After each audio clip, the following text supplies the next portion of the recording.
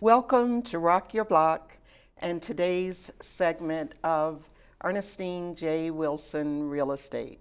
I am your host, Ernestine Wilson. Our returning guest is a certified professional inspector.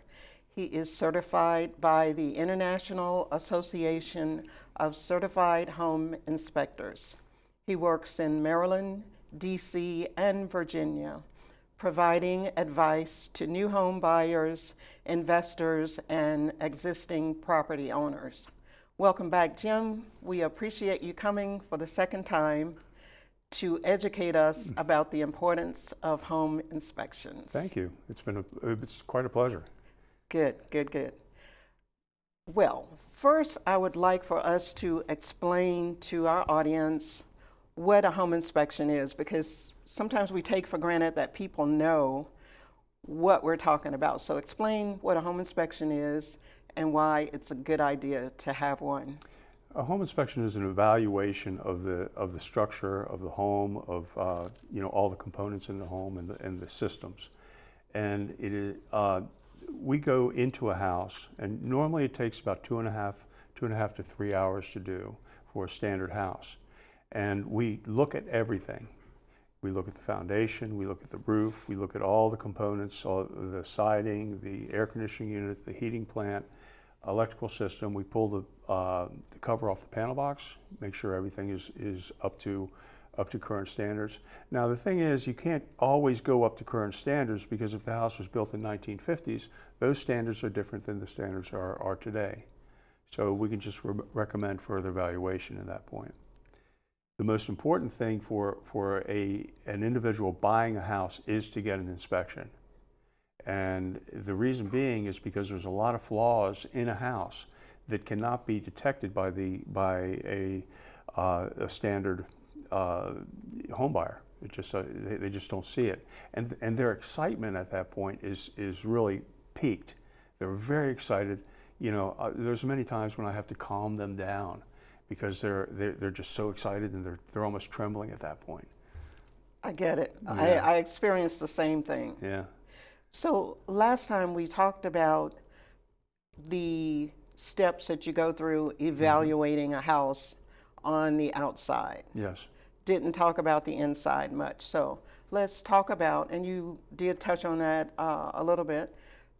Tell us your process of going through the house on the inside. Okay. and what you do. I always do the outside first, and then what I do is I'll go ahead. Why is that? Well, because I get there about a half hour early. Is that the only reason? No, because the thing is, if you let's say I'm looking at the meter, the electrical meter on the outside of the house. I know that the electrical meter is on the outside of the house. The electrical panel box is not normally going to be right inside of that area. So I've located the panel box on the inside, and I look at all the components that may affect what's going on in the interior system. If you have a sump pump, you see where the sump pump comes out. You know where that is. You know the location of that. So you're kind of mapping out the entire house from the outside. And then when you get inside, I usually greet the clients, and then I start in the kitchen, and I turn on faucets, and I just let them run for a while, and then I'll pull on the countertop, see if it's secured properly.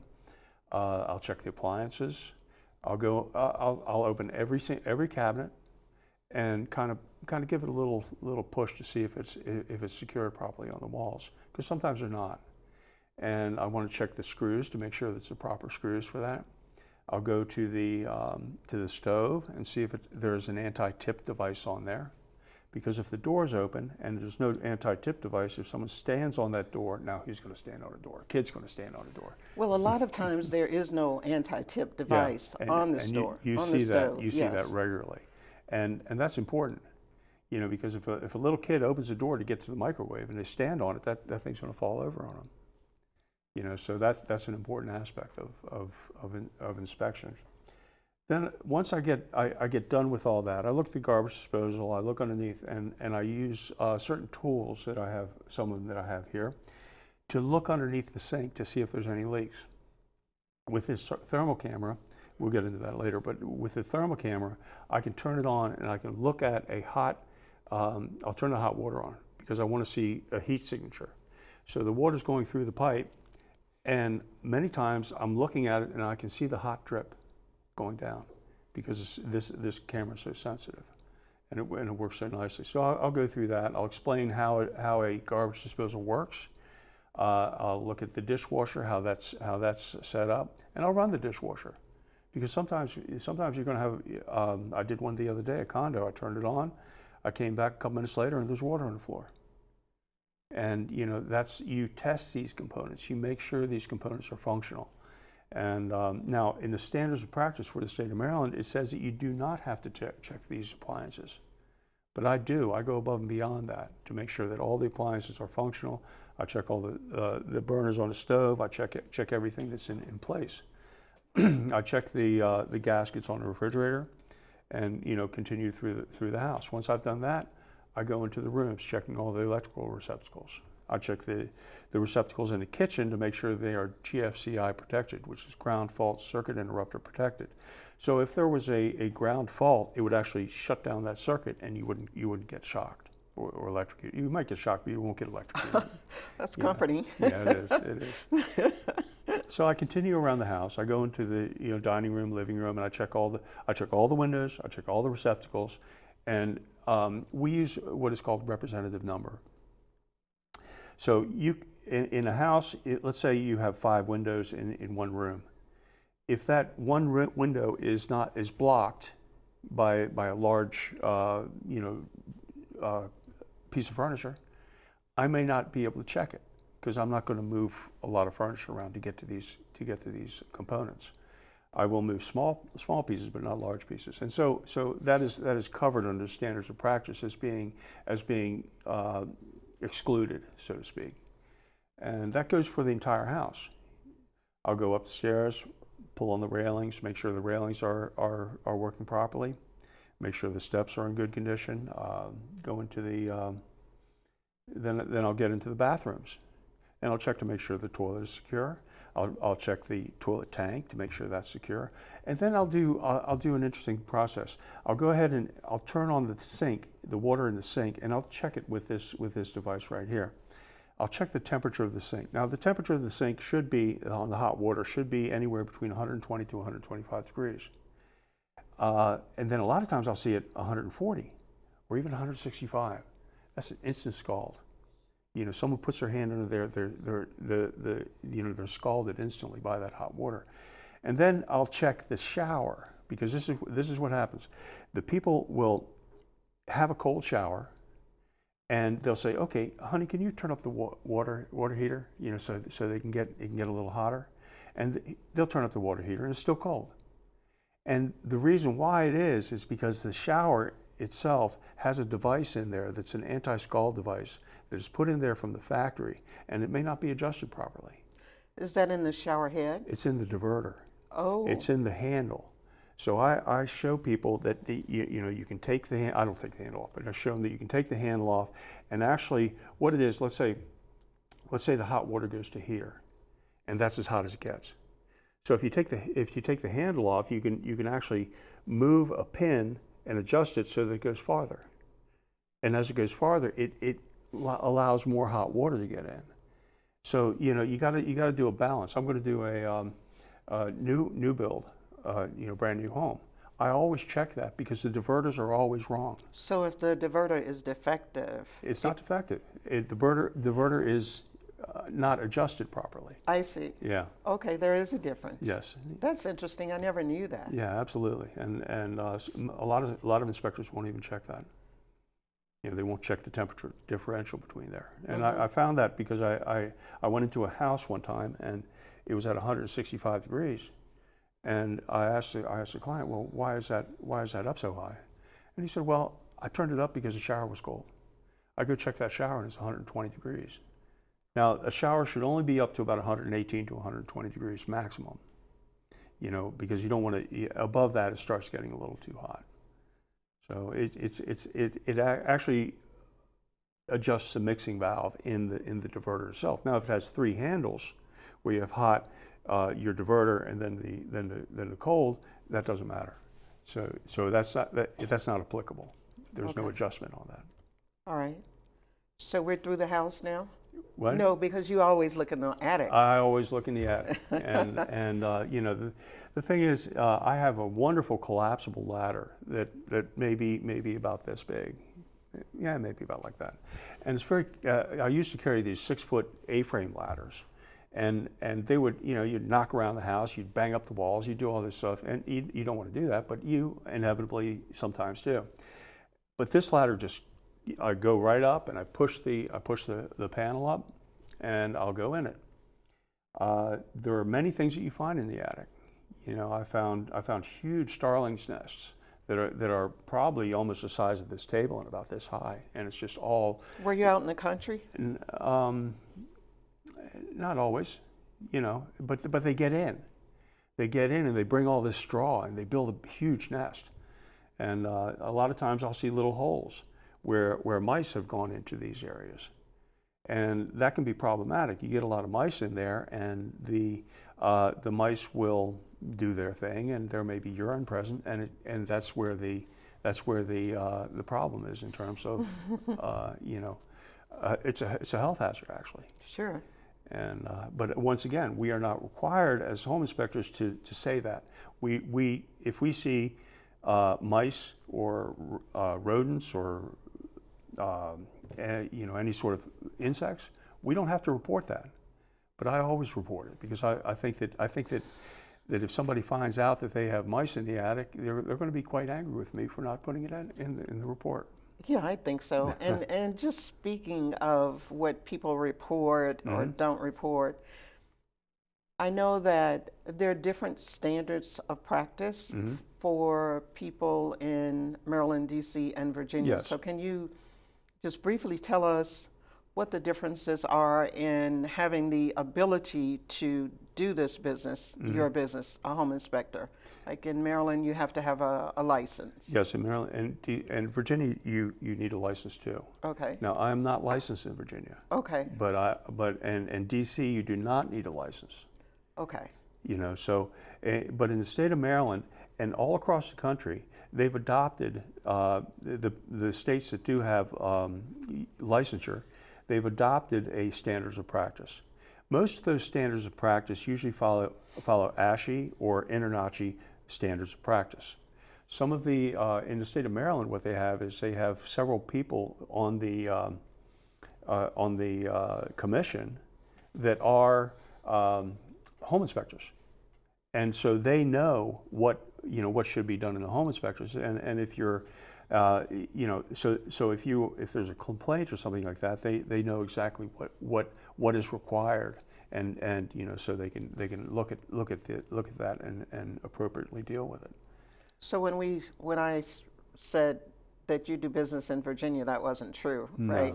No, I don't. Okay, well, I'm glad we cleared that up. Yes, I used to before licensure. Okay. Before they did that, and I've done some, and some of it's a little bit different in terms of it's a little bit different in terms of the. Now I have some students. I teach at this community college of Baltimore County, and I've had some ex-students who want to get licensure in Virginia, and so I had to provide them with what we did, because they wanted to see what education they had. We have 72 hours, and that 72 hours will transfer over to Virginia, but they need to know what we had so that it correlates with what they require. Okay. Yeah. So in D.C., anyone who decides to can do a home inspection? Pretty much. That's interesting. Yeah, that So it's important to check the credentials, Yes. to find out Yes. the education, the experience. Absolutely. All right. Absolutely. Well, let's talk about these toys that you call tools. These are all kinds of toys. I have, and this is just a little bit of it. You know, I have a lot of different devices. This is a very, very important device right here, and this is a FLIR thermal imaging camera, and what it does, it picks up heat signatures. And I'm going to let it calibrate here. So when you say heat signatures, what do you mean specifically? Well, I'm going to show the camera in a moment, but what it does, it has a palette, where a color palette, and the purple is going to be cooler than the orange and the yellow. The yellow is going to be the hottest. So I have three temperature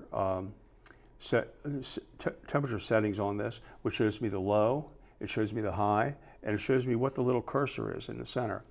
And if we turn it around like this, and you can see that there's a large heat signature here, and this is going to be a little cooler, and the face is going to be a little hotter, and you can see actually different you can see different temperatures. And if I move this around, if I move it around the cursor, the one number is going to change. Now this is incredibly important when you're dealing with a home inspection. I highly recommend it. They do have little ones that you can put on your cameras, and they're about $200, $300 maybe. This one runs about $2,500. This kind of technology was military technology for a long time, and this camera is not allowed to leave the United States. It's restricted, you know. So this is technology that they don't want to leave. Now, how do I use this?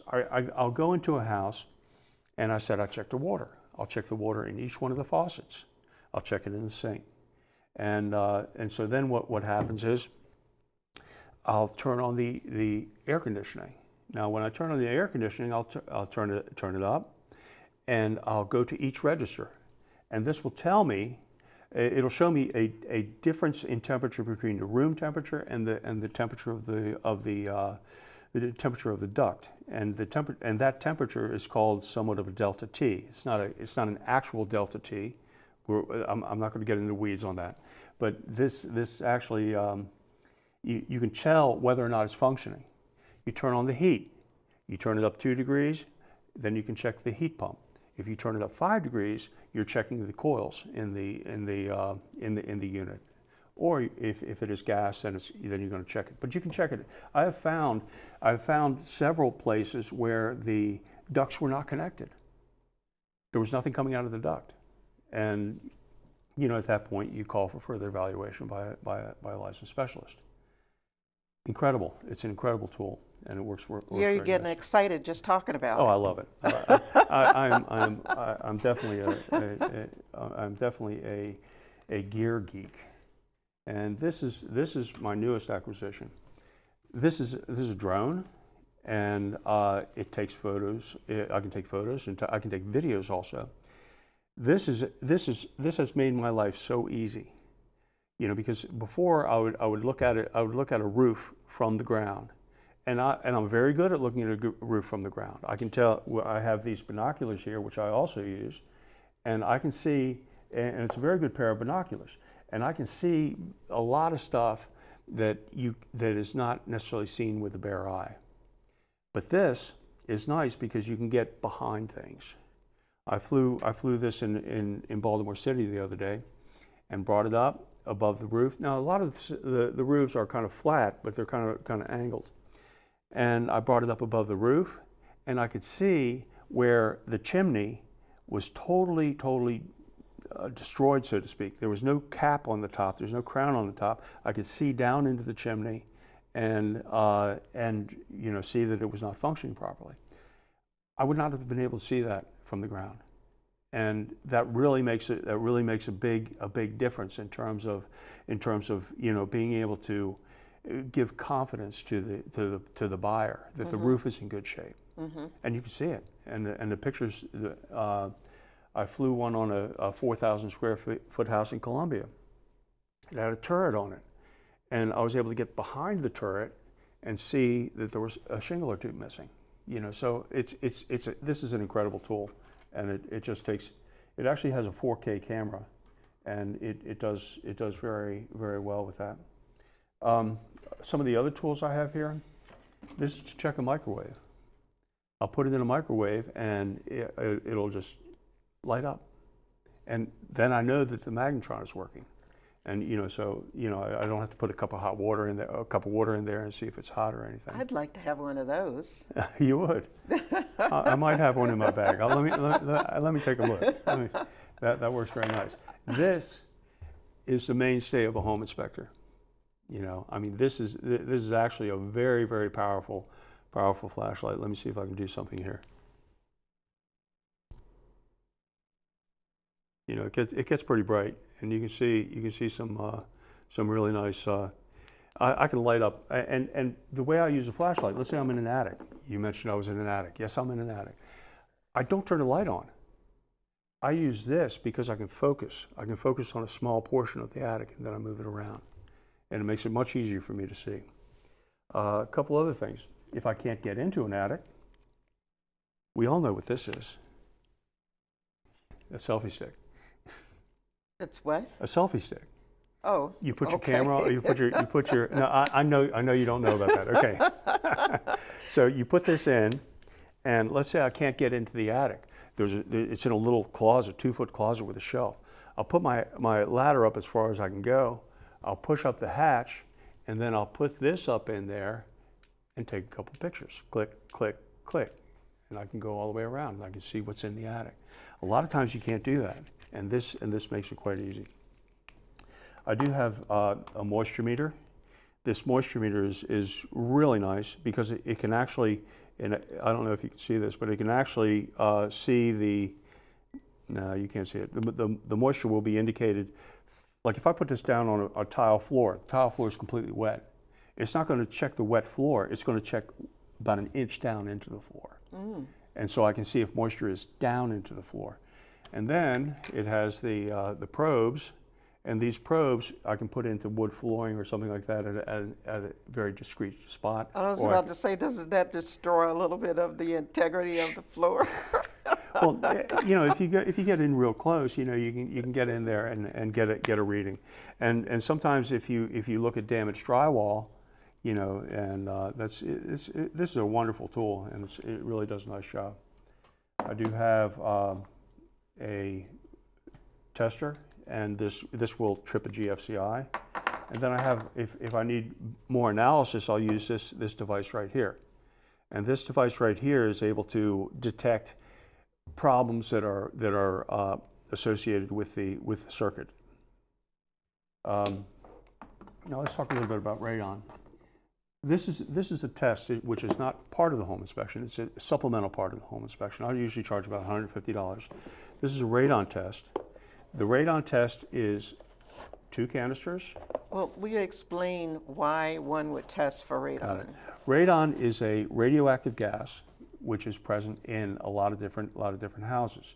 It can be in a house that's on a slab, and the radioactive gas will come into the house, and it is associated with cancer.